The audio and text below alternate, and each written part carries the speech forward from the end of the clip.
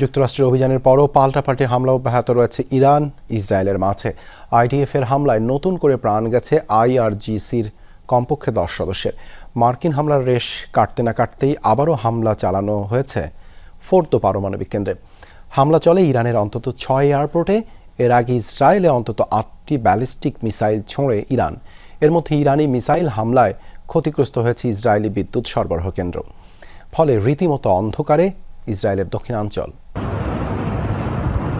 মার্কিন অভিযানের রেশ কাটতে না কাটতেই আবারও হামলার শিকার ইরানের ফোর্দো পারমাণবিক কেন্দ্র। সোমবার স্থাপনাটি লক্ষ্য করে জোরালো বিমান হামলা চালায় ইসরায়েল। পারমাণবিক স্থাপনায় অভিযানের পর আইআরজিসির হেডকোয়ার্টার লক্ষ্য করে ভয়াবহ হামলা চালায় আইডিএফ। প্রাণ যায় বেশ কয়েকজন আইআরজিসি সদস্যের। তেহরানের পূর্ব ও পশ্চিমাঞ্চলে বিমান হামলার টার্গেট হয় মিসাইল লঞ্চার, স্যাটেলাইট ব্যবস্থা ও সামরিক রাডার সাইট। বিস্ফোরণের আওয়াজ পাওয়া গেছে ইস্পাহান, পারান্দ, মালার্দ, তাবরিজ সহ কয়েকটি শহরে।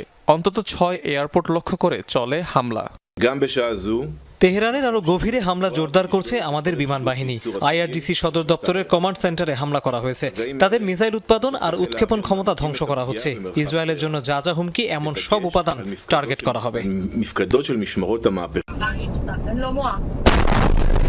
এর আগে ইসরায়েলে 8টি ব্যালিস্টিক মিসাইল ছোড়ে ইরান। এর মধ্যে আঘাত হেনেছে অন্তত 4টি ক্ষেপণাস্ত্র। ক্ষতিগ্রস্ত ইসরায়েলি বিদ্যুৎ সরবরাহ ব্যবস্থা। বিদ্যুৎহীন হয়ে পড়েছে দক্ষিণাঞ্চলের একাংশ। এর পাশাপাশি আসদোদ, লাচিস শহরে হয়েছে ব্যাপক ক্ষয়ক্ষতি। মানবাধিকার সংস্থাগুলোর দেয়া তথ্যানুযায়ী চলমান ইসরায়েলি অভিযানে এ পর্যন্ত প্রায় 1000 মানুষের মৃত্যু হয়েছে ইরানে। যদিও স্বাস্থ্য মন্ত্রণালয়ের দাবি এ সংখ্যা 500 কম।